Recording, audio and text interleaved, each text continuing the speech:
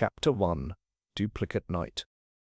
The late August evening hung heavy over St. Mary Mead, the kind of drowsy summer twilight that seemed to wrap the village in a gentle embrace.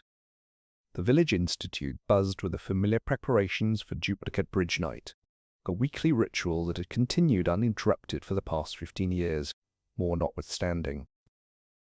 Miss Jane Marple adjusted her lavender cardigan and settled into her usual corner chair, accepting a cup of tea from her dear friend Lady Bantry with a grateful smile. The two ladies had positioned themselves with an excellent view of the proceedings, though ostensibly they were merely there to observe and perhaps enjoy a quiet rubber later in the evening. "Rather more excitement than usual tonight, Jane," Lady Bantry murmured, her eyes twinkling with the anticipation of village drama. "Giles Tarrant has been making quite the to-do about his grand plans for purchasing the hall." Miss Marple's keen blue eyes surveyed the room with the practised attention of one who had spent a lifetime observing human nature in all its curious varieties. The players were arranging themselves at the green baize tables, each pair settling into their preferred positions with the territorial certainty of cats claiming their favourite sunny spots. At the centre table, Giles Tarrant cut an imposing figure despite his slight stature. His voice carried across the room with the authority of a man accustomed to having his opinions heard and, more importantly, acted upon. He was explaining, for what seemed the 12th time this evening, his vision for modernizing the village institute. "Mark my words," Tarrant declared, his hands gesticulating emphatically. "This place could be transformed into something truly worthy of St. Mary Mead. Proper heating, decent lighting, perhaps even air conditioning for the summer months." His bridge partner this evening, young Iris Dacre, nodded politely while arranging her cards with the methodical precision that had made her such a formidable player despite her relative youth. The schoolteacher possessed a cool intelligence that Miss Marple had always found rather admirable, though tonight there seemed something particularly watchful about her manner. "Of course," Tarrant continued, his voice taking on a slightly sharper edge, "certain parties seem determined to resist progress at every turn." Miss Marple noticed the almost imperceptible stiffening of shoulders at several tables.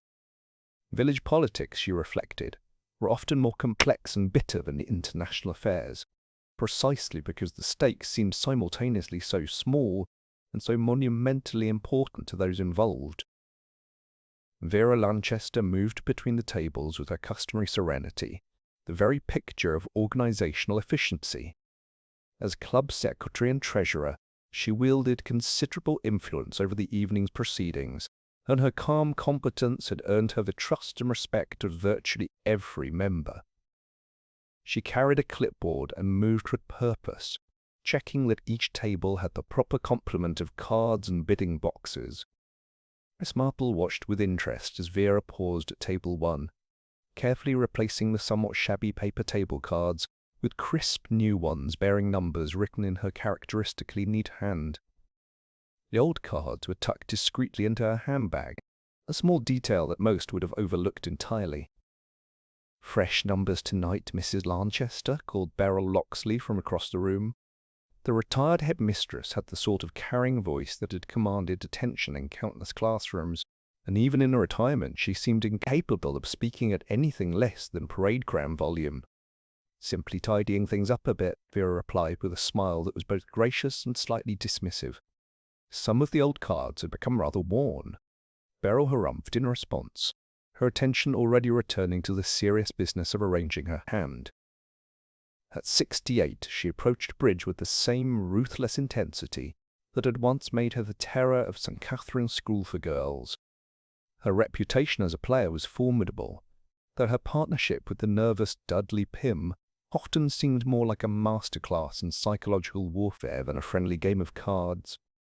Poor Mr. Pym appeared even more agitated than usual this evening, his hands trembling slightly as he sorted through his opening hand.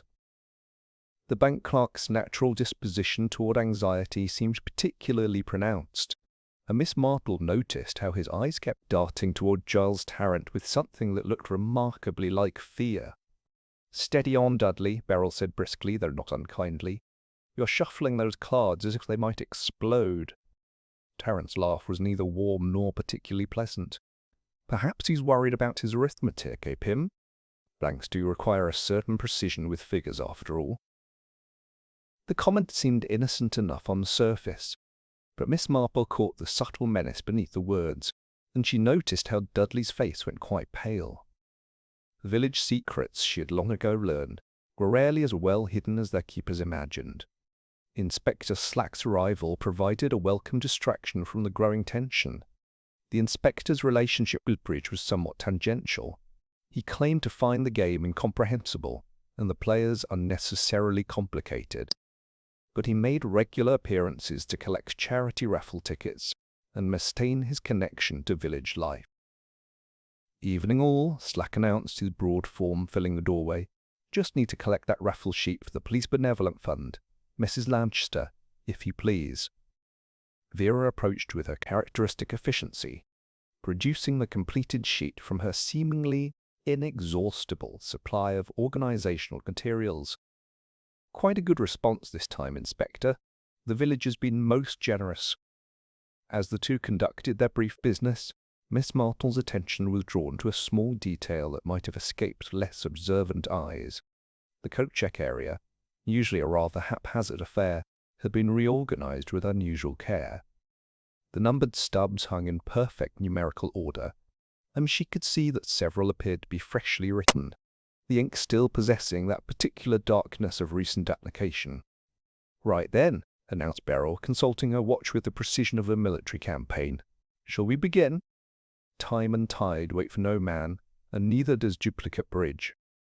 The familiar ritual of the first hand commenced, players taking their seats with the practiced movements of a well-rehearsed dance. Miss Marple settled back in her corner, teacup balanced delicately in her lap, prepared to observe the evening's entertainment with the gentle attention of one who found human nature endlessly fascinating. She could not have imagined that before the night was through, she would be contemplating the ingenious methods by which one might transform a simple game of cards into an instrument of murder. Chapter 2, Table 1. The evening progressed with the measured rhythm that characterized duplicate bridge at its finest. 5 boards had been completed without incident, the gentle murmur of bidding and the soft shuffle of cards providing a soothing counterpoint to the warm August air drifting through the open windows. Miss Marple observed the proceedings with the detached interest of a naturalist studying familiar but endlessly fascinating specimens. The dynamics at each table told their own story, and she found herself particularly drawn to the subtle tensions playing out at table 1, where Giles Tarrant sat north, his partner Iris Dacre to his right. Board 6 proved to be rather more eventful than its predecessors. 1 club, Iris opened with her characteristic calm precision. "Pass," said Beryl Locksley, consulting her cards with the fierce concentration of a general surveying a battlefield. 1 diamond, Tarrant announced, his voice carrying that familiar note of absolute certainty that seemed to characterize all his pronouncements, whether related to bridge or village politics. Dudley Pym studied his hand with obvious distress, his fingers trembling slightly as he sorted through his 13 cards. The seconds ticked by with uncomfortable slowness. "Come along, Pym," Tarrant said with barely concealed impatience. "We haven't got all evening. Some of us have other matters to attend to after the game." 1 heart, Dudley finally managed, his voice barely audible. The bidding continued with increasing acrimony. Iris's responses were measured and thoughtful, but Tarrant's impatience seemed to infect the entire table. When Beryl eventually led the ace of spades to Tarrant's ambitious 3-note trump contract, the atmosphere had become decidedly frosty. "Ace of spades," Beryl announced with satisfaction, slapping the card down with rather more force than strictly necessary. The play proceeded for several tricks without incident, but it was on the 7th trick that matters took a decidedly unpleasant turn. Tarrant, playing from dummy, had neglected to follow suit to Dudley's carefully led queen of clubs. "Revoke," Beryl declared with the triumphant certainty of a prosecutor delivering a devastating piece of evidence. "Mr. Tarrant, you had the jack of clubs and failed to follow suit." Tarrant's face flushed an unbecoming shade of crimson. "Nonsense. I played perfectly correctly." "I'm afraid Mrs. Locksley's quite right," Iris said quietly, her teacher's instincts compelling her toward fairness despite her loyalty to her partner. "You discarded the 10 of hearts when you held the Jack of clubs." "Absolute rubbish," Tarrant barked, his voice carrying across the room and causing several heads to turn. "I'll not be lectured on card play by a schoolmistress who's barely been playing bridge for 5 minutes." The insult hung in the air like an unpleasant odor. Iris's cheeks colored slightly, but her expression remained composed. Dudley Pym looked as though he might faint from the sheer awkwardness of the situation. "The revoke stands," Beryl said firmly, making a note on her scorecard with the air of one recording historical facts. 2 tricks penalty, as per the laws of duplicate bridge. Tarrant's response was both loud and decidedly ungentlemanly, involving several observations about the intellectual capabilities of his opponents and the general standards of bridge play in St. Mary Mead. Miss Marple, observing from her corner, reflected that anger often revealed character more clearly than years of polite conversation. The movement bell chose that moment to chime, its gentle tone a welcome interruption to the increasingly heated exchange. Players began the familiar ritual of moving to their next tables, gathering scorecards and personal belongings with practiced efficiency. It was then that the evening took its tragic turn. As Tarrant rose from his chair, still muttering about the incompetence of his opponents, a sharp, buzzing sound emanated from beneath table 1. A wasp, apparently disturbed from some hidden refuge, rose from the underside of the table with the aggressive intent that characterized the species in late summer. "Good God!" Tarrant exclaimed, his anger instantly replaced by stark terror. "Get it away from me!" The wasp, as if responding to his panic, circled with increasing agitation before diving toward Tarrant's outstretched arm. Its attack was swift and decisive, the insect striking just above his left wrist with the precision of a tiny guided missile. "I've been stung!" Tarrant cried, his voice rising to an almost hysterical pitch. "My EpiPen! Where's my EpiPen?" His hand shook violently as he fumbled in his jacket pocket, producing the familiar yellow and black auto-injector that he had displayed so prominently throughout the evening. With desperate haste, he pressed it against his thigh, and the device responded with the reassuring click that indicated proper activation. But something was terribly wrong. Miss Marple, her attention now entirely focused on the unfolding drama, noticed several disturbing details. There was no telltale pinprick of blood where the injection should have occurred, no small puncture mark to indicate that the needle had penetrated the fabric and skin. Tarrant himself seemed to realize this, his face taking on a ghastly pallor as he stared at the device in his trembling hands. "It's not working," he gasped, his breathing becoming increasingly labored. "Something's wrong with the pen." Within moments, his condition deteriorated dramatically. His breathing became shallow and rapid, his face taking on the distinctive swollen appearance that characterized severe anaphylactic shock. He stumbled backward, grasping at his throat before collapsing heavily into his chair. Dr. Haydock, who'd been enjoying a quiet rubber at table 3, rushed forward with the quick efficiency of long medical practice. His examination was thorough but brief, and his expression grew increasingly grave as he worked. "Everyone back, please," he ordered, his voice carrying the authority that only comes with years of emergency medicine. "Give him air." Inspector Slack, who had lingered to chat with several village acquaintances, took charge of the scene with commendable swiftness. Within minutes, he had cordoned off table 1 and begun the process of securing what had suddenly become a potential crime scene. Dr. Haydock's examination revealed a sharp, angry weal on Tarrant's inner wrist, precisely where one would expect to find evidence of a wasp's sting. The mark was classic in its appearance, with the characteristic swelling and redness that indicated an allergic reaction of considerable severity. But it was the EpiPen itself that proved most puzzling. Despite the distinctive click that had indicated apparent activation, there was no evidence that the device had actually delivered its life-saving medication. The needle housing appeared intact, and there was no trace of the adrenaline solution that should have been automatically injected. "Most peculiar," Dr. Haydock murmured. examining the device with professional interest. The mechanism appears to have functioned, yet there's no evidence of actual injection. Miss Marple, observing from her corner with the sharp attention that had served her so well in previous investigations, found herself contemplating the curious chain of events that had led to this tragedy. A wasp sting, while unfortunate, should not have proven fatal to a man equipped with the proper medical treatment. Unless, of course, someone had ensured that the proper treatment would not be available when needed. Chapter 3, Marple Notes Jam. In the immediate aftermath of Mr. Tarrant's collapse, the village institute took on the hushed electric atmosphere that follows sudden tragedy. Inspector Slack had cordoned off the immediate area around Table 1 with the methodical efficiency of long police experience, while Dr. Haydock completed his examination with the grey professionalism that such circumstances demanded. The remaining bridge players had withdrawn to the far end of the hall, clustering together in small groups that whispered among themselves with a mixture of shock and curiosity that inevitably follows unexpected death.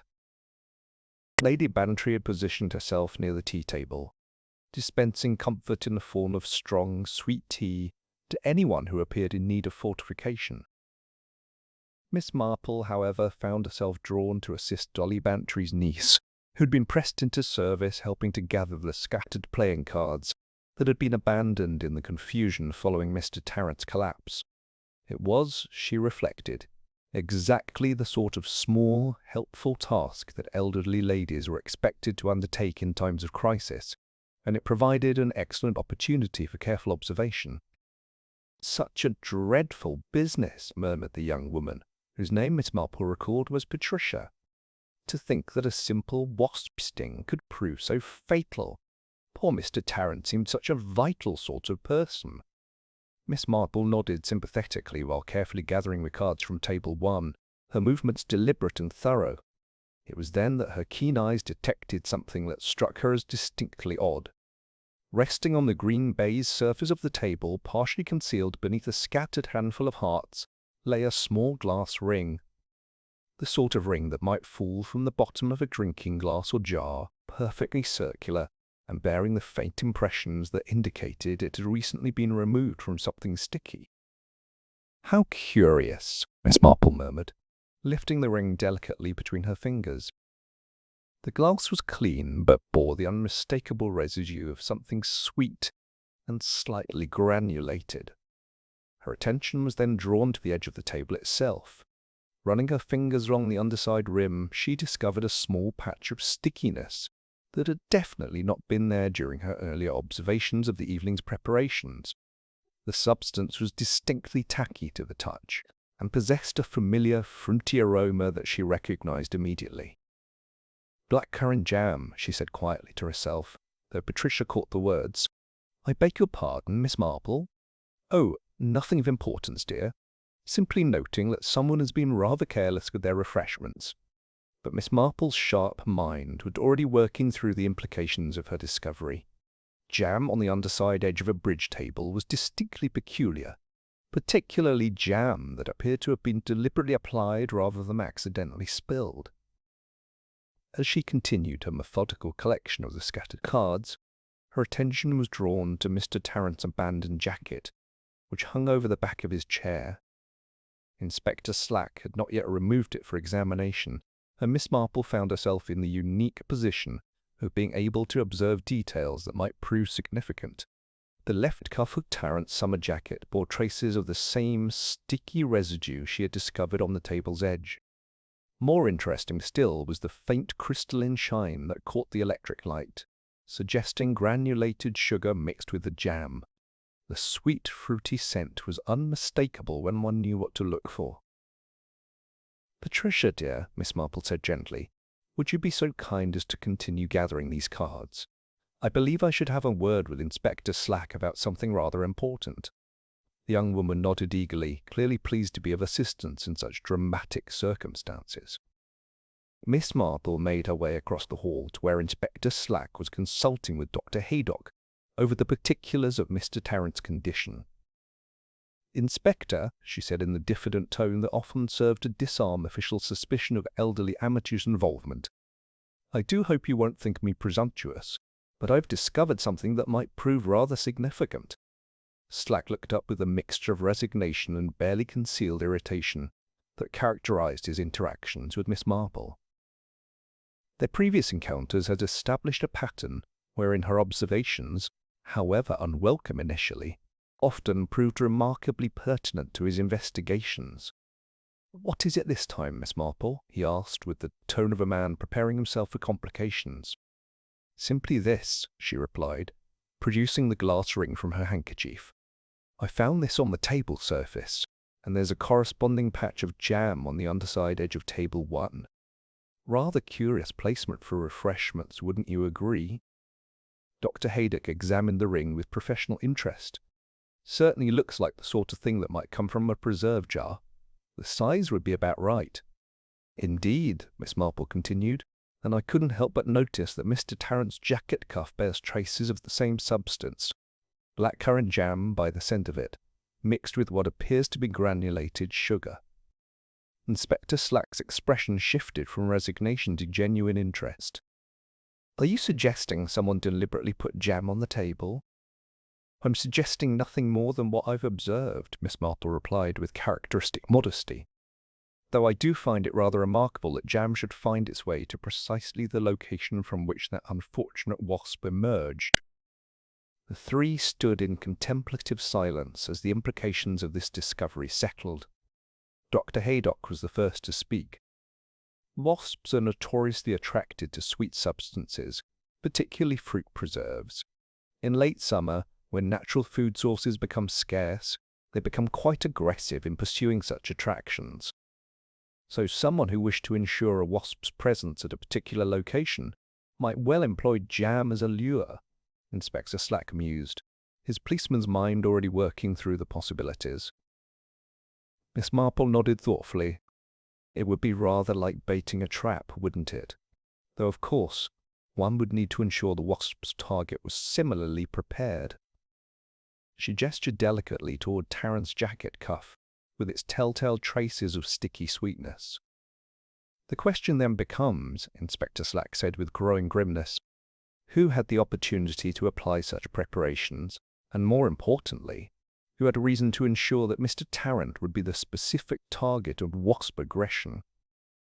As if summoned by their conversation, Vera Lanchester approached with her characteristic composed efficiency. "Inspector, I do hope I'm not interrupting, but several of the members are asking whether they might be permitted to leave. The evening has been rather traumatic for everyone concerned." "I'm afraid not just yet, Mrs. Lanchester," Slack replied. "This has become a matter requiring rather more thorough investigation." Miss Marple observed Vera's reaction with interest. The club secretary's composure remained admirable, but there was something in her eyes that suggested the inspector's words had not come as a complete surprise. "Of course," Vera replied smoothly.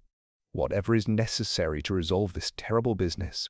Poor Mr. Tarrant, such a vital man, taken by something so seemingly insignificant." As Vera moved away to inform the other members of their continued attention, Miss Marple found herself reflecting on the curious nature of premeditated murder, disguised as natural accident. "A lure," she murmured to herself, unconsciously echoing her earlier observation.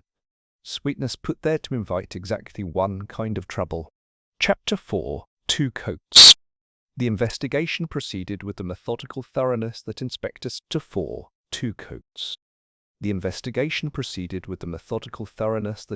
Slack brought to all matters of potential criminal activity.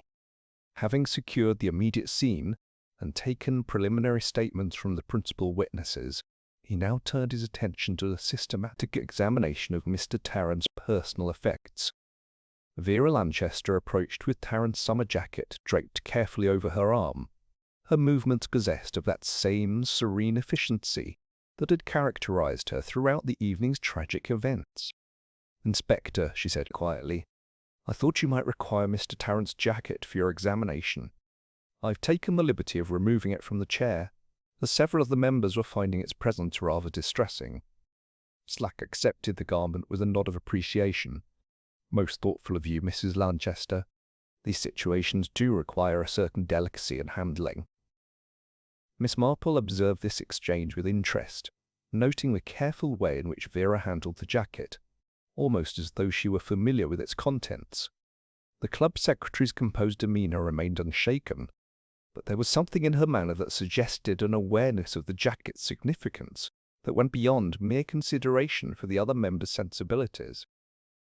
Inspector Slack's examination of the jacket proved immediately fruitful. The inside pocket yielded the used EpiPen, still bearing the mysterious characteristics that had puzzled Dr. Haydock, as well as Tarrant's leather checkbook, which fell open to reveal several entries in his precise handwriting. "Interesting," Slack murmured, examining the auto-injector once more. "The device certainly appears to have been activated, yet Dr. Haydock assures me there's no evidence of actual injection." Miss Marple, who had positioned herself within earshot while ostensibly assisting with the general tidying up that always followed such disruptions, found her attention drawn to a detail that struck her as particularly significant. Moving with the quiet determination that had served her so well in previous investigations, she made her way to the coat check area, where the evening's outer garments hung in their assigned positions. The numbered system that Vera had implemented appeared admirably organized, but Miss Marple's sharp eyes detected something that seemed decidedly irregular. 2 coat check stubs bore identical numbers. The discovery was made quite by accident. Miss Marple had been examining the general arrangement of the coat check system, noting its unusual tidiness compared to the typically haphazard nature of such facilities, when she noticed that both Mr. Tarrant's jacket and Mr. Pym's light overcoat bore stubs numbered 17. "How very curious," she murmured to herself, carefully examining both stubs to ensure she had not misread the clearly written numerals. Dudley Pym, who had been hovering nervously near the refreshment table, pale and shaken by the evening's events, noticed Miss Marple's attention to his coat. "I do hope there's nothing wrong," he said anxiously, his voice carrying that tremulous quality that had characterized his speech throughout the evening. "I simply hung my coat where Mrs. Lanchester directed when I arrived." "Oh, nothing wrong at all, Mr. Pym," Miss Marple assured him gently. "I was simply noting how efficiently Mrs. Lanchester has organized the coat check this evening, though I must say it's rather unusual to have 2 garments bearing the same number." Dudley's pale face grew even whiter as he examined his coat check stub. "Good heavens, you're quite right. Number 17. But I'm certain I never touched Mr. Tarrant's jacket. I wouldn't dream of such a thing." His protestations carried the ring of absolute sincerity, and Miss Marple found herself believing his evident distress. Whatever had caused this duplication of numbers, it seemed clear that Mr. Pym had no conscious knowledge of it. Vera Lanchester, having overheard the conversation from a position near Inspector Slack, approached with her characteristic calm efficiency. "Oh dear," she said with what appeared to be genuine regret. "There was rather a muddle at the start of the evening. Several members arrived simultaneously, and I'm afraid there was some confusion with the numbering system. I did my best to sort things out, but it seems I may have made an error." Her explanation was delivered with such composed reasonableness that it seemed churlish to question it. Yet Miss Marple found herself wondering about the precise nature of the muddle that had resulted in such a convenient confusion. Inspector Slack, having completed his examination of the jacket's contents, joined the small group clustered around the coat check area. "Mrs. Lanchester," he said, consulting his notebook, "I'll need to ask you about the evening's arrangements. As club secretary, you were responsible for the seating assignments and general organization, were you not?" "Indeed, Inspector. I always ensure that everything runs smoothly for our duplicate evenings. It's rather a complex business, arranging the table movements and ensuring that each pair plays against the appropriate opponents. And the coat check system?" "A recent innovation," Vera replied with evident pride. "I felt it would add a touch of organization to what had previously been rather a haphazard arrangement. Though as you can see, there were some teething troubles this evening." Miss Marple listened to this exchange with growing interest. The coat check system, she reflected, would provide excellent opportunity for someone to handle another person's clothing without attracting attention. If one possessed duplicate stubs, it would be quite possible to examine the contents of a jacket while appearing to be simply organizing the cloakroom. "Mr. Pym," she said gently, "when you arrived this evening, did you place your coat on the hook yourself, or did someone assist you?" Dudley's nervous hands fluttered as he considered the question. "I believe Mrs. Lanchester helped me find an appropriate spot. There was rather a crowd near the entrance when I arrived, and she was most helpful in directing traffic, as it were. And your stub was already attached to the hook when you hung your coat?" "Why, yes, I believe it was. Mrs. Lanchester indicated that I should use that particular hook, and the number was already there." Miss Marple nodded thoughtfully. The system, while appearing to be a model of organization, had actually provided excellent cover for someone who wished to manipulate the arrangement of personal belongings. Inspector Slack, meanwhile, had been examining the contents of Tarrant's checkbook with growing interest. "Rather illuminating reading," he announced grimly. "Several substantial payments to various tradesmen in recent weeks, and what appears to be a rather significant withdrawal just yesterday." Dr. Haydock, who had been conducting a more thorough examination of the mysterious EpiPen, rejoined the group with a puzzled expression. "Most peculiar device," he announced. "The mechanism appears sound, but there's something distinctly odd about the medication chamber. I should like to examine it more thoroughly under proper laboratory conditions." As the various threads of investigation began to weave together, Miss Marple found herself contemplating the curious chain of circumstances that had led to Mr. Tarrant's death. The duplicate coat check stubs, the convenient confusion at the evening's beginning, and the mysterious failure of a life-saving device all suggested a level of premeditation that transformed this from tragic accident into something far more sinister. The question that remained was whether the evening's organizer had merely been the victim of unfortunate coincidence, or whether her admirable efficiency had provided the perfect cover for murder most carefully planned. Chapter 5. The Bent Stop. The investigation had now taken on the systematic thoroughness that characterized Inspector Slack's approach to any matter that suggested criminal intent. Having secured the personal effects and examined the immediate scene, his attention turned to the more subtle evidence that might illuminate the precise circumstances of Mr. Tarrant's death. It was Beryl Locksley who first drew attention to what would prove a most significant discovery. "Inspector," she announced in her characteristically commanding tone, "I believe you should examine my bidding box rather carefully. There's something distinctly peculiar about one of my cards." Beryl approached with the green plastic container that held her bidding cards, her expression bearing that mixture of indignation and professional interest that had made her such a formidable presence in countless classrooms. "It's the red stop card," she continued, producing the offending item with obvious distaste. "The corner has been bent and there's some sort of sticky substance on it. Most irregular." Inspector Slack accepted the card with the careful attention he now brought to all physical evidence. The stop card, normally crisp and flat, bore a distinct bend at one corner, and the surface exhibited a tacky residue that caught the electric light. Miss Marple, who had positioned herself where she might observe these proceedings without appearing intrusive, noted with interest the card's condition. The bent corner showed signs of repeated handling, and the sticky substance possessed the same fruity aroma she had detected earlier on the table edge and Mr. Tarrant's jacket cuff. "Blackcurrant jam," she murmured to Lady Bantry, who had remained steadfastly at her side throughout the evening's dramatic events. "The same substance that was used to attract the wasp." Dr. Haydock examined the card with professional curiosity.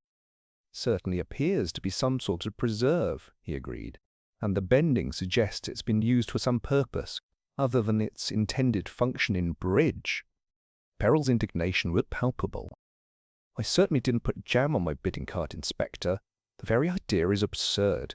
I've been playing bridge for over 30 years, and I've never encountered such a thing." "When did you first notice the card's condition, Mrs. Locksley?" Slack inquired, making careful notes in his official notebook. "During the argument over Mr. Tarrant's revoke," Beryl replied promptly. "I used the stop card to emphasize my point about his failure to follow suit. It was then that I noticed the sticky corner and the peculiar bend." Miss Marple found this timeline particularly interesting. The stop card had been used during the heated exchange that preceded Mr. Tarrant's encounter with the wasp, suggesting that its modified condition was not accidental but rather part of some larger design. "You used it to emphasize your point, Mrs. Locksley," Inspector Slack pressed. "Could you be more specific about how you employed the card?" Beryl's cheeks coloured slightly, though whether from embarrassment or continued indignation was difficult to determine. I may have waved it rather emphatically in Mr. Tarrant's direction. He was being most unreasonable about the revoke, and I felt a visual demonstration of the stop principle was appropriate. "Like a fan," Miss Marple observed quietly, though her words carried clearly in the hushed atmosphere of the hall. One might wave such a card like a small fan. The implications of this observation were not lost on Inspector Slack, whose expression grew increasingly grim as he contemplated the possibilities. Young Iris Dacre, who had remained quietly composed throughout the evening's traumatic events, now spoke up with the careful precision that characterized her teaching profession. "I remember seeing Mrs. Lanchester under table 1 earlier in the evening," she said thoughtfully. "Just before play commenced. She said she was retrieving a dropped pencil, but I thought it rather odd at the time." All eyes turned to Vera Lanchester, who maintained her characteristic composure despite the increasing scrutiny. "Indeed," Vera replied calmly. "I did retrieve a pencil that had rolled under the table during the setup. One of the players had knocked it from table 1, and I naturally picked it up. I always ensure the playing area is kept tidy." Miss Marple found herself contemplating the curious conjunction of circumstances. A bent stop card treated with jam, positioned conveniently for use as a small fan during the heated exchange that preceded the wasp's appearance. The club secretary who had been observed beneath the very table from which the wasp had emerged, and the coat check system that had provided perfect cover for tampering with Mr. Tarrant's personal effects. "Mrs. Lanchester," Inspector Slack said with growing authority, "I'll need you to account for your movements throughout the evening, particularly during the set-up period before play commenced." Vera's response was measured and apparently forthcoming. "Certainly, Inspector. I arrived approximately 30 minutes before the scheduled start time to ensure everything was properly arranged. I set up the bidding boxes, arranged the table cards, organized the coat check system, and generally ensured that all was in readiness." "And you were alone during this time?" "Initially, yes. Other members began arriving as I completed the preparations. Mr. Pym was among the first to arrive, followed shortly by Mrs. Locksley and Miss Dacre. Mr. Tarrant arrived somewhat later, as was his custom." Miss Marple noted the careful way in which Vera recounted her movements, with the precision of someone who had given considerable thought to the evening's timeline. It was the sort of detailed recollection that might indicate either exceptional memory or careful preparation. "During your time under table 1, Iris continued with a persistence that served her well in managing difficult students, "did you notice anything unusual? Any insects or other disturbances?" Vera's pause was almost imperceptible, but Miss Marple caught the slight hesitation before her response. "Nothing particularly noteworthy," Vera replied. "The area beneath the tables had accumulated the usual collection of dust and debris. I may have disturbed some small creatures in the course of retrieving the pencil, but nothing that seemed significant at the time." Dr. Haydog, who had been examining the stop card more thoroughly, looked up with renewed interest. "The jam on this card has been applied quite deliberately," he announced. "It's not the result of casual contact or accidental spillage. Someone has carefully coated one edge and allowed it to partially dry, creating a surface that would be both sticky and aromatic." The implications were becoming increasingly clear to everyone present. The stop card, bent to provide stiffness and treated with jam to ensure its effectiveness, had been transformed from a simple bridge accessory into something far more sinister.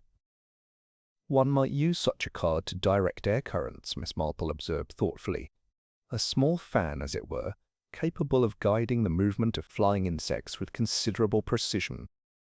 Inspector Slack's expression had grown decidedly grim as the various elements of the evening's tragedy began to coalesce into a pattern that suggested premeditation rather than accident. The question that now demanded answer was not whether Mr. Tarrant had been murdered, but rather which member of the St. Mary Mead Bridge Club had possessed both the opportunity and the ingenuity to transform a simple wasp sting into an instrument of death. Chapter 6. Trainer Cap. Dr. Haydog's expertise in matters medical had proven invaluable throughout the evening's investigation, but it was his specialized knowledge of emergency medications that would provide the most crucial breakthrough in understanding the precise mechanism of Mr. Tarrant's death. Having completed his preliminary examination of the mysterious EpiPen, the good doctor now subjected the device to the sort of thorough scrutiny that his years of practice had taught him to apply to any medical instrument whose function appeared compromised. "Most extraordinary," he announced after several minutes of careful inspection, his professional demeanour unable to entirely conceal his growing amazement.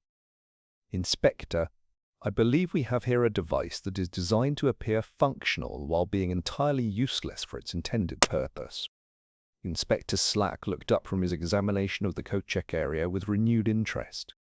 "Could you be more specific, Doctor?" "Certainly. This device superficially resembles a standard EpiPen auto-injector in every particular. The size, weight, and general appearance are precisely what one would expect. Even the activation mechanism functions correctly, producing the distinctive click that indicates proper triggering." Dr. Haydock held the device up to the electric light, examining it with the thoroughness of a jeweler assessing a suspicious gemstone. However, upon closer inspection, several details become apparent that suggest this is not a genuine emergency medication at all, but rather what we in the medical profession refer to as a training device. Miss Marple, whose attention had been focused on Dr. Haydock's examination since its commencement, now approached with the diffident manner that had served her so well in previous investigations. "A training device, Doctor? I confess I'm not familiar with such things." "Ah, Miss Marple, quite understandable. These devices are primarily used in medical education and emergency preparedness training.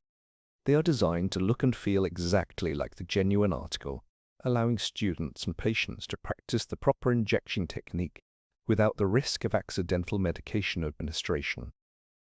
Dr. Haydock continued his examination, pointing out details that would have escaped less trained observation. "The most obvious indication is the safety cap color. Current genuine EpiPens use a specific shade of orange for their safety caps, but this device bears a yellow cap, which indicates it's from the training series." Inspector Slack examined the device with renewed interest. "So someone substituted a training device for Mr. Tarrant's genuine medication?" "Precisely. And there's more." Dr. Haydock turned the device to reveal additional markings that had been previously overlooked. Along the barrel, in quite small print, you can see the word "trainer" embossed in the plastic. It's not immediately obvious unless one knows where to look, but it is definitely present. Miss Marple accepted the device for her own examination, her keen eyes immediately detecting the small lettering that Dr. Haydock had indicated. "How very clever," she murmured thoughtfully, "and how very wicked. Someone went to considerable trouble to ensure that Mr. Tarrant's life-saving medication would be unavailable when needed." The implications of this discovery cast the entire evening's events in a dramatically different light. What had initially appeared to be a tragic combination of accident and equipment failure was now revealed as deliberate and calculated murder. "The question," Inspector Slack observed grimly, "is who had access to Mr. Tarrant's genuine EpiPen long enough to make such a substitution, and where might we find the real device?" It was then that Vera Lanchester, who had been listening to this exchange with apparent fascination, made what seemed a perfectly reasonable observation. "Of course, Inspector, anyone might have had such access during the evening set-up. Mr. Tarrant was quite vocal about his allergy, and made rather a point of displaying his EpiPen to anyone who would listen. He left his jacket hanging on his chair for some time before play commenced." Her comment was delivered with such composed reasonableness that it seemed to support rather than undermine her position. Yet Miss Marple found herself noting the subtle way in which Vera had immediately provided an explanation that would diffuse suspicion rather than focusing on the shocking nature of the substitution itself. "Quite true," agreed Beryl Locksley, who had been following the medical examination with the intense interest she brought to all matters of intellectual complexity. "Mr. Tarrant did make rather a performance of showing everyone his medication. 'Just in case,' he kept saying, as though we might all suddenly become expert in emergency medical treatment." Dudley Pym, still pale and shaken from the evening's events, nodded in anxious agreement. He seemed almost proud of the thing, kept taking it out of his pocket and explaining how it worked. Rather morbid, I thought at the time. Miss Marple reflected on this information with considerable interest. Mr. Tarrant's habit of displaying his EpiPen had clearly provided multiple opportunities for someone to study the device closely enough to obtain a convincing substitute. Young Iris Dacre, who had remained quietly observant throughout much of the investigation, now contributed her own recollection. "I remember thinking how well prepared he seemed," she said thoughtfully. "As a teacher, one appreciates thoroughness in emergency preparedness. He had obviously given considerable thought to managing his condition." "Indeed," Dr. Hedek agreed. "His knowledge of the device's operation was quite comprehensive. When he activated it following the sting, his technique was perfectly correct. Under normal circumstances, the medication would have been administered immediately and effectively." Inspector Slack made careful notes of these observations, but Miss Marple could see that his attention was increasingly focused on the practical aspects of the substitution. "Mrs. Lanchester," he said with growing authority, "given your role in organizing the evening's arrangements, you would have had considerable opportunity to observe the members' personal belongings during the set-up period." Vera's composure remained admirable as she considered her response. "Naturally, Inspector. As club secretary, I take responsibility for ensuring everyone's comfort and security. I'm generally aware of where people place their personal items, though I certainly don't make a habit of examining them closely.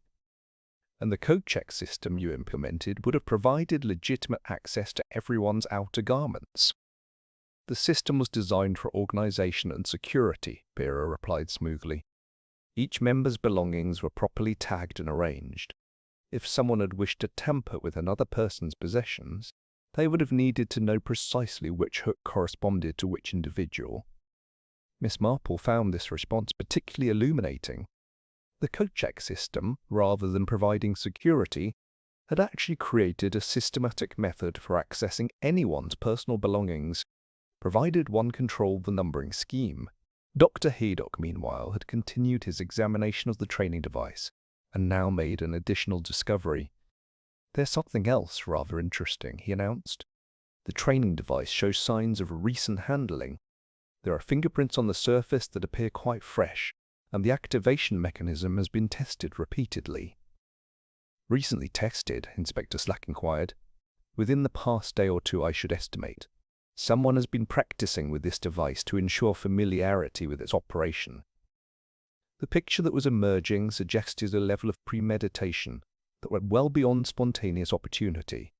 Someone had obtained a training EpiPen, practiced with its operation, and planned the substitution with considerable care and forethought.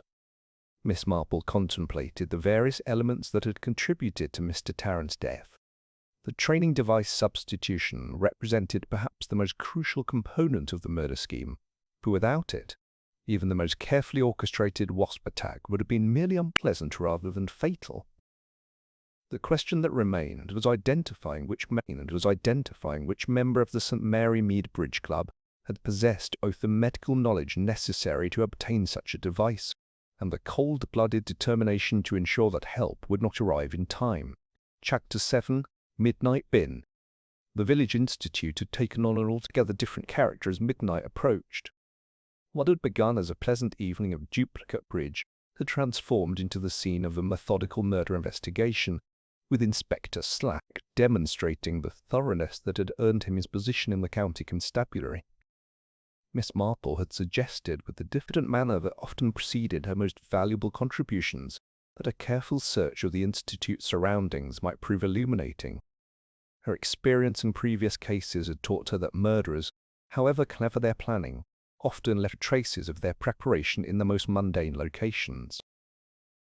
"Inspector," she'd said quietly, "I can't help but think that whoever orchestrated this evening's tragedy would have needed to dispose of certain items, the genuine EpiPen, for instance, and perhaps other materials used in the preparation." Inspector Slack, despite his occasional resistance to amateur involvement, had learned to respect Miss Marple's insights. Accordingly, he had organized a systematic search of the Institute's exterior, paying particular attention to the rubbish bins and other disposal areas. It was Sergeant Lake who made the first significant discovery. The young officer, working methodically through the contents of the paper waste bin beside the Institute's kitchen entrance, extracted a brown paper sack that contained several items of immediate interest. "Inspector," he called, his voice carrying the excitement of genuine discovery, "I believe you should examine this rather carefully." The paper sack, when opened under the electric light that Slack had arranged, revealed a collection of items that seemed initially unrelated but which, upon closer examination, told a most compelling story. The first item was a small jam jar lid, punctured with numerous tiny holes that had been made with what appeared to be a fine needle or pin. The holes were arranged in a regular pattern around the circumference of the lid, creating what Miss Marple immediately recognized as ventilation apertures. "The makeshift insect container," Dr. Haydock observed with professional interest. "Someone has converted this lid into a temporary habitat, presumably for our unfortunate wasp." The second item was even more intriguing. A small matchbox, apparently empty, bore traces of what appeared to be honeycomb residue and a distinctly sweet, waxy smell that Miss Marple found familiar. "Comb dust," she murmured, examining the substance with careful attention. "The sort of material one might find in a beehive or wasp nest. Someone has been collecting the building materials that wasps use in their natural habitat." Inspector Slack examined both items with growing satisfaction. The evidence was beginning to paint a picture of elaborate preparation that went far beyond spontaneous opportunity. But it was the third item in the paper sack that provided the most direct connection to the evening's events. Another coat check stub, bearing the clearly written number 17, identical to those found on both Mr. Tarrant's jacket and Mr. Pym's overcoat. "3 stubs with the same number," Slack observed grimly. "This suggests a deliberate manipulation of the coat check system, rather than simple organizational confusion." Miss Marple nodded thoughtfully. Someone prepared multiple stubs to provide cover for their access to Mr. Tarrant's jacket. The extra stub would allow them to handle his belongings without arousing suspicion should anyone notice them near the coat check area. Sergeant Lake's continued search of the Institute's kitchen area yielded additional evidence that further illuminated the evening's preparations. In the drawer beneath the serving counter, he discovered a small jar of blackcurrant preserve marked with a handwritten label reading for scones. The jar's contents had been disturbed in a most particular manner. While the surface of the jam appeared untouched, there was a clear finger path through the preserve on the underside of the lid, and a noticeable quantity of jam was missing from this concealed location. "Clever," Dr. Haydock observed with reluctant admiration. By taking jam from the underside of the lid, the perpetrator could obtain the necessary material without creating obvious evidence of tampering. The jar would appear untouched to casual observation. Miss Marple examined the jar with considerable interest, noting the crystalline residue that clung to the interior surface where the jam had been removed. "The granulated texture would be perfect for the intended purpose," she observed. "Sticky enough to adhere to surfaces and attract insects, yet firm enough to be applied precisely where needed." Inspector Slack was methodically cataloguing each piece of evidence, but Miss Marple could see that his attention was increasingly focused on the practical implications of these discoveries. "Mrs. Lanchester," he said with growing authority, "as the person responsible for the Institute's kitchen facilities, you would have access to the preserve supplies and knowledge of their location." Vera's composure, which had remained remarkably steady throughout the evening's investigations, now showed the first signs of strain. Her response, while still measured, carried a slight tremor that had not been present in her earlier statements. "The kitchen supplies are available to all club members, Inspector. We often prepare light refreshments after our bridge evenings, and everyone knows where the basic supplies are kept." "Yet the jam was taken from a very specific location," Miss Marple observed gently. "From the underside of the lid, where the theft would not be immediately obvious. This suggests considerable familiarity with both the kitchen layout and the most effective methods of concealment." The evidence was mounting with each discovery, creating a picture of premeditation that extended well beyond the evening's events. Someone had spent considerable time and effort preparing for Mr. Tarrant's murder, collecting materials, practicing techniques, and arranging circumstances to ensure success. Dr. Haydock, who had been examining the punctured jar lid more closely, now offered an additional insight into the murderer's methods. "These ventilation holes are quite professionally made," he announced. "The spacing and size suggest someone with considerable knowledge of insect biology. Too few holes, and the wasp would suffocate before it could be used. Too many, and it might escape prematurely." "The preparation required would be extensive," Miss Marple added thoughtfully. "One would need to capture a wasp, maintain it in suitable conditions, and ensure its survival until the precise moment when it would be needed." Inspector Slack's expression had grown increasingly grim as the full scope of the murder plot became apparent. The evidence suggested not merely premeditation, but a level of calculation and cold-bloodedness that transformed the evening's tragedy from crime of passion into something far more sinister.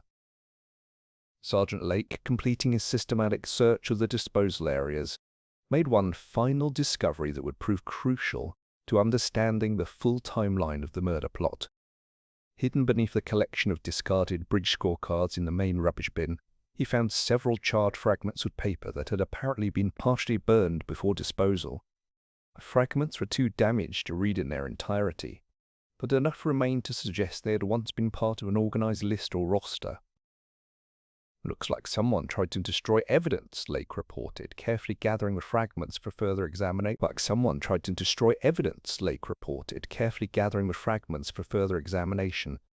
Miss Marple studied the burned papers with considerable interest, noting that while most of the text had been obliterated, certain edge portions remained partially legible. The investigation had now progressed far beyond the initial appearance of accidental death. The evidence clearly indicated an elaborate murder plot, carefully planned and methodically executed by someone with both intimate knowledge of the Bridge Club's operations and considerable expertise in the behavior of stinging insects. Chapter 8. Burnt Roster. The charred fragments that Sergeant Lake had discovered proved to require the most delicate handling, and it was with considerable care that Inspector Slack arranged for their examination under proper lighting conditions.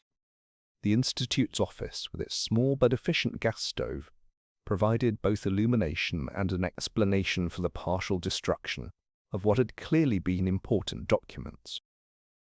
Miss Marple observed the proceedings with a characteristic blend of gentle curiosity and sharp attention to detail.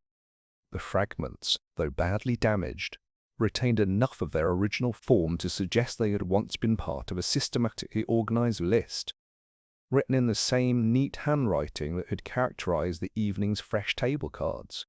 Dr. Heidock, whose steady hands and experience with delicate medical procedures made him ideally suited for such work, carefully separated the fragments and arranged them in what appeared to be their original configuration. "Definitely paper from a tablet or notepad," he announced after several minutes of careful examination. "Good quality stock, the sort one might use for official club business." Inspector Slack leaned forward to examine the partially legible text, his expression growing increasingly intent as certain words became discernible. "I can make out several names," he said slowly, tracing the faded letters with his finger. "Here's Locksley, quite clearly, and this appears to be Dacre. Most interesting is this corner section that seems to have escaped the worst of the burning." The surviving corner fragment, when examined under the electric light, revealed a portion of text that made Inspector Slack's eyes widen with sudden understanding. "Tarrant, Table 3, he read aloud, his voice carrying the satisfaction of a man who has discovered a crucial piece of evidence. "Not Table 1, where he actually sat this evening, but Table 3. Miss Marple accepted the fragment for her own examination, her keen eyes immediately grasping the significance of this discovery. "Someone altered the seating arrangements after the original roster was prepared," she observed thoughtfully. "Mr. Tarrant was moved from Table 3 to Table 1, and the original documentation was subsequently destroyed to conceal this manipulation. The implications were immediately apparent to everyone present. Table 3, positioned near the open windows that provided the Institute's primary ventilation, would have been entirely unsuitable for the evening's murderous purposes. Any wasp released in that location would likely have been carried outside by the cross breeze before it could accomplish its deadly mission. Table 1, however, situated in the corner near the structural pillar that blocked natural air circulation, would have provided ideal conditions for trapping an agitated insect in close proximity to its intended victim. Mrs. Lanchester, Inspector Slack said with growing authority, as club secretary, you were responsible for preparing the evening's seating arrangements. Can you explain this discrepancy between the original roster and the actual table assignments? Vera's composure, which had shown increasing signs of strain throughout the evening's investigation, now exhibited a more pronounced tremor. Her response, while still measured, carried an undertone of desperation that had been entirely absent from her earlier statements. There was a last-minute adjustment, she said carefully. We had a late addition to the field. Another pair decided to join us at short notice. This necessitated reorganizing the movement to accommodate the additional players. Her explanation was delivered with the sort of detailed precision that characterized all her organizational efforts. Yet Miss Marple detected something rehearsed in its delivery, as though the words had been carefully prepared in advance. And which pair arrived late to necessitate this reorganization? Inspector Slack inquired, consulting his notes of the evening's attendees. Vera's pause was almost imperceptible, but Miss Marple caught the slight hesitation before her response. I'm afraid I was mistaken, Vera said quietly. Upon reflection, there was no late pair. I simply felt that the movement would flow more smoothly with Mr. Tarrant positioned at table 1. The contradiction in her statements was immediately apparent to everyone present, and Inspector Slack's expression grew decidedly stern. It was then that Dudley Pym, who had remained quietly anxious throughout the investigation, made a contribution that would prove crucial to understanding the true motive behind the evening's tragedy. Inspector, he said with a tremulous voice that had characterized his speech throughout the evening, there's something I feel I must tell you about Mr. Tarrant's recent activities. All attention focused on the nervous bank clerk, whose pale complexion had grown even whiter as he contemplated his revelation. Mr. Tarrant had been making rather pointed inquiries about the club's financial arrangements, Dudley continued, his words tumbling out with increasing speed, particularly regarding the bar takings and the accounts related to the hall purchase negotiations. Miss Marple noticed Vera's immediate stiffening at this revelation, a physical reaction that spoke volumes about the significance of Dudley's information. He had threatened, Dudley went on, his voice barely above a whisper, to expose what he called creative accounting in the bar receipts unless the club supported his bid to purchase the Institute building. The room fell into complete silence as the implications of this statement settled over the assembled group. Financial irregularities, combined with threats of exposure, provided exactly the sort of motive that transformed elaborate murder plots from theoretical possibilities into practical necessities. Inspector Slack turned his attention immediately to Vera, whose role as club treasurer suddenly took on far more sinister implications. Mrs. Lanchester, Mr. Pym's statement suggests that Mr. Tarrant had discovered financial discrepancies in your management of the club's accounts. Can you comment on these allegations? Vera's response was delayed, and when it came, it lacked the confident authority that had characterized her earlier statements. Mr. Tarrant was overly suspicious about routine financial matters, she said carefully. His background in business made him rather more critical of informal accounting practices than was perhaps necessary for a small village club. Miss Marple found this response particularly illuminating. Rather than denying the financial irregularities outright, Vera had characterized them as informal accounting practices, a description that suggested she was indeed guilty of the very activities that Tarrant had threatened to expose. Dr. Haydock, who had continued his examination of the burned documents, now made an additional discovery that further illuminated the extent of the evening's premeditation. There are fragments here that appear to be from multiple documents, he announced. Not just the seating roster, but what looked like notes or calculations of some sort. The additional fragments, while badly damaged, contained enough numerical information to suggest financial records rather than bridge-related materials. Inspector Slack's investigation had now uncovered not merely the method of murder, but its underlying motive. The evening's elaborate plot had been designed not as crime of passion, but as a calculated solution to the problem of financial exposure and professional disgrace. The question that remained was whether the evidence would prove sufficient to establish guilt beyond the standard required for criminal prosecution. Chapter 9. Wrong Pair. The accumulated evidence had reached a point where Inspector Slack could no longer treat the evening's events as anything other than deliberate murder, and it was with the methodical precision that characterized his best investigative work that he now began to reconstruct the crime from its inception to its tragic conclusion. Miss Marple, who had observed the proceedings with a characteristic blend of gentle interest and penetrating insight, found herself called upon to assist in this reconstruction. Her unique ability to perceive the human motivations that lay beneath the mechanical details of criminal planning had proven invaluable in previous cases, and Inspector Slack had learned to appreciate her contributions, despite his initial reluctance to involve civilian assistance. "Miss Marple," he said with the deference that their previous collaborations had taught him to employ, "your observations throughout this investigation have been most illuminating. Perhaps you could help us understand how the various elements we've discovered might have worked together to create the circumstances of Mr. Tarrant's death." Miss Marple settled herself more comfortably in her chair, accepting a fresh cup of tea from Lady Bantry before beginning her analysis. Her approach to criminal reconstruction had always been characterized by attention to the smallest details, combined with an understanding of human nature that came from decades of village observation. "The key to understanding this evening's tragedy," she began thoughtfully, "lies in recognizing that every element was carefully planned to create the appearance of natural accident while ensuring a fatal outcome."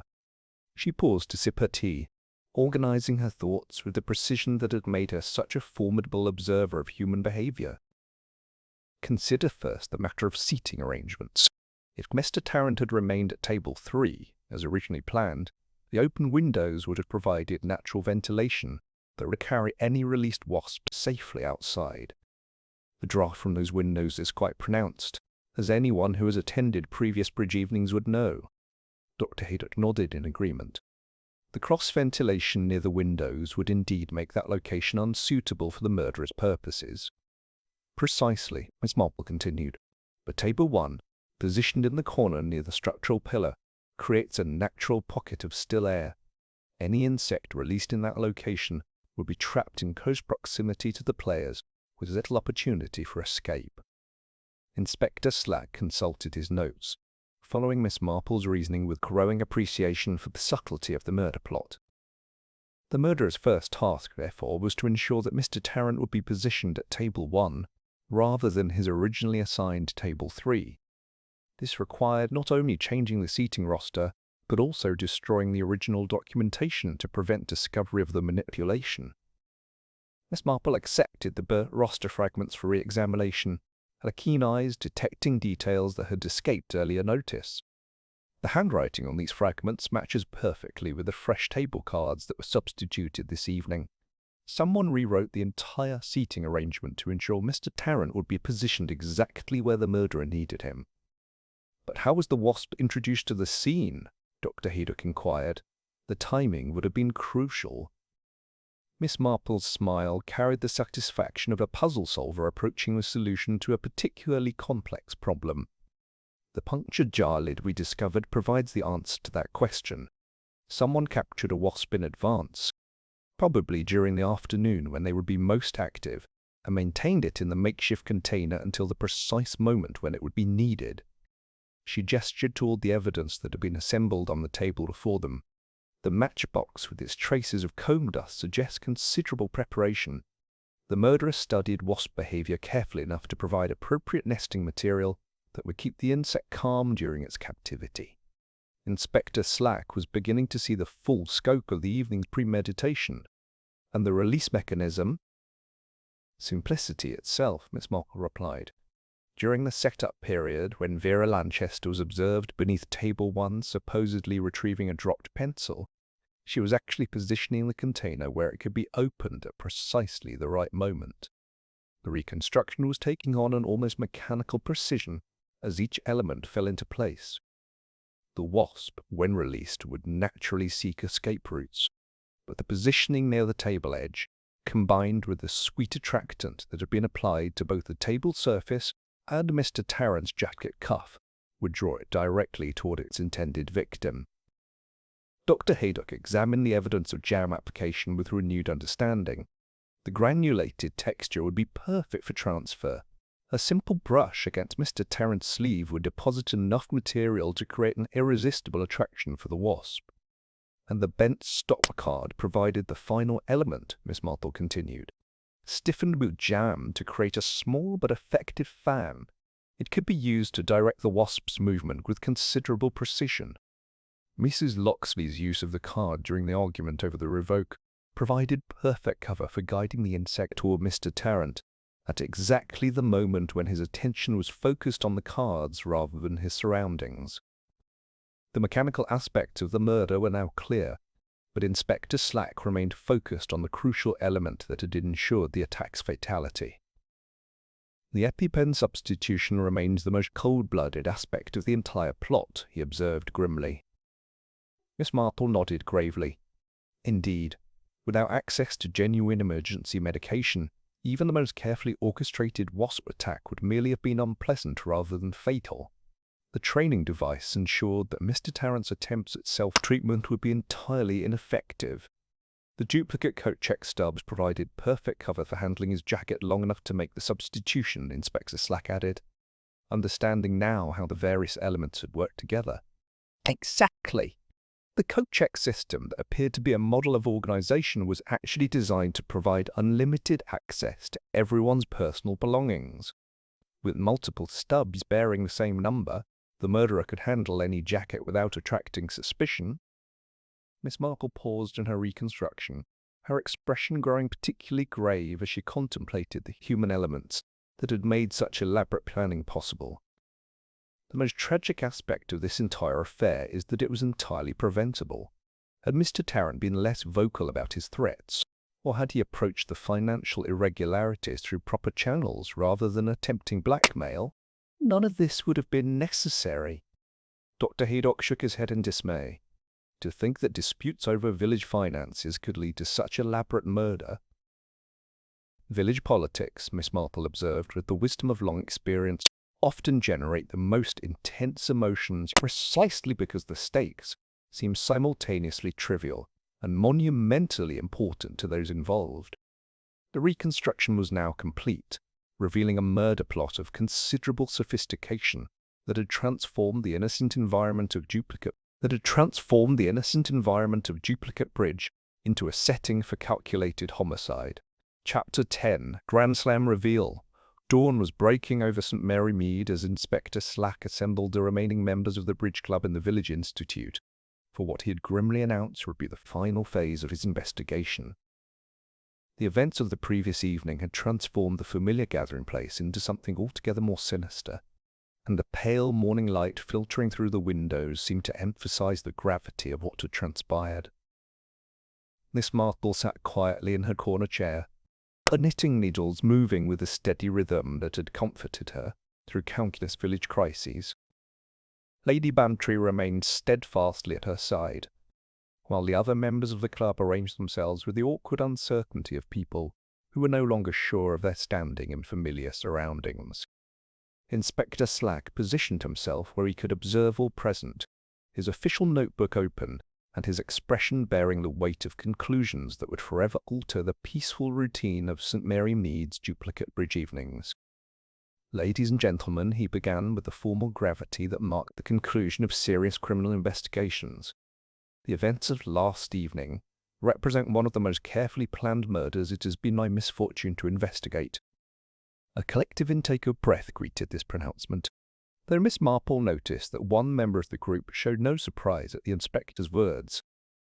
Mr. Giles Tarrant did not die as the result of tragic accident or equipment failure, Slack continued, consulting his notes with methodical precision. He was murdered by someone who possessed intimate knowledge of his medical condition, detailed familiarity with this building's layout, and complete access to the club's organizational arrangements.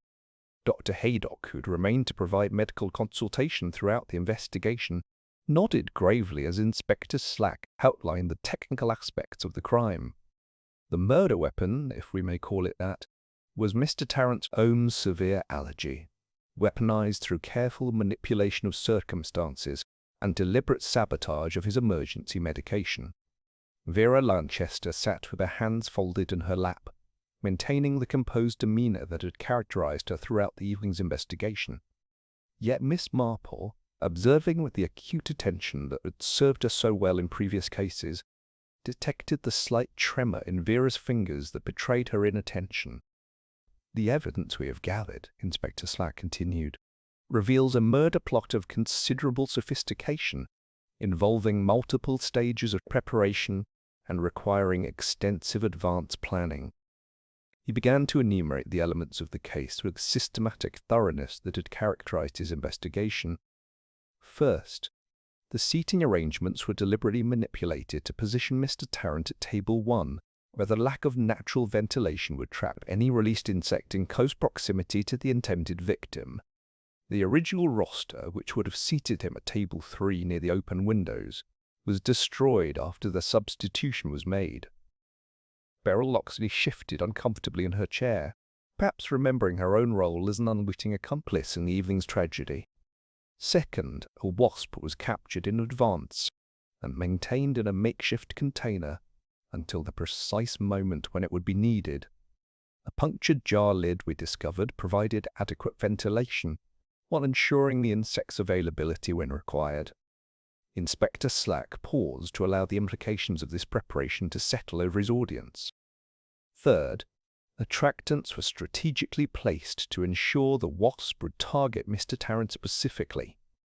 Blackcurrant jam was applied to the underside edge of table 1 and transferred to Mr. Tarrant's jacket cuff, creating irresistible lures that would draw the insect directly to its intended victim. Miss Marple looked up from her knitting as Inspector Slack approached the most crucial aspect of the murder plot. Fourth, and most significantly, Mr. Tarrant's genuine EpiPen was replaced with a training device that would appear to function normally while providing no actual medical benefit. This substitution ensured that the wasp attack, which might otherwise have been merely unpleasant, would prove fatal. The silence in the room was profound as the full scope of the premeditation became apparent to everyone present. The coat check system, Slack continued, provided perfect cover for this substitution. Multiple stubs bearing identical numbers allowed unrestricted access to Mr. Tarrant's jacket, while creating the appearance of organizational efficiency. Vera's composure was beginning to show visible signs of strain, as Inspector Slack's methodical presentation eliminated any possibility of coincidence or accident. The release mechanism was equally clever. During the setup period, the wasp container was positioned beneath table 1, where it could be opened at precisely the right moment. The bent stop card, stiffened with jam, provided a small but effective tool for directing the insect's movement during the crucial moments following its release. Dr. Haydock contributed his own observations to the reconstruction. The timing was critical. The wasp had to be released just as attention was focused elsewhere, during the movement between bridge hands where all eyes would naturally shift from the cards to the general reorganization. Indeed, Inspector Slack agreed, and the argument over the revoke provided perfect cover for using the stop card to guide the wasp toward Mr. Tarrant with apparent innocence. Miss Marple set aside her knitting and spoke for the first time since the formal presentation had begun. "The most tragic aspect of this entire affair," she said gently, "is that it was motivated not by passion or sudden anger, but by fear of exposure and loss of position." Inspector Slack nodded gravely. Mr. Tarrant's threats to reveal financial irregularities in the club's accounts provided the motive for murder. Rather than face disgrace and possible criminal charges, someone chose to eliminate the source of the threat. All eyes turned to Vera Lanchester, whose careful composure was finally beginning to crumble under the weight of the accumulated evidence. "Mrs. Lanchester," Inspector Slack said with formal gravity, "you had means, motive, and opportunity to commit this crime. You controlled the seating arrangements, had access to all personal belongings through the coat check system, possessed detailed knowledge of the building's layout, and faced exposure of financial improprieties that would have destroyed your reputation and standing in the community." Vera's response when it came was barely audible. Mr. Tarrant was going to ruin everything. The whole purchase, my position in the club, my entire life's work. He couldn't be reasoned with, couldn't be made to understand that the irregularities were minor, temporary adjustments to help the club through difficult periods. So you decided to ensure he could never carry out his threats, Inspector Slack concluded grimly. Vera Lanchester, he continued with the formal authority of his office, I arrest you for the murder of Giles Tarrant. As the handcuffs were applied and Vera was led away, Miss Marple reflected on the curious capacity of human nature to transform the most innocent activities into instruments of destruction. At bridge, my dear Dolly, she said quietly to Lady Bantry as they gathered their belongings, tiny signals change everything. So too in life, especially when the signal is sweet.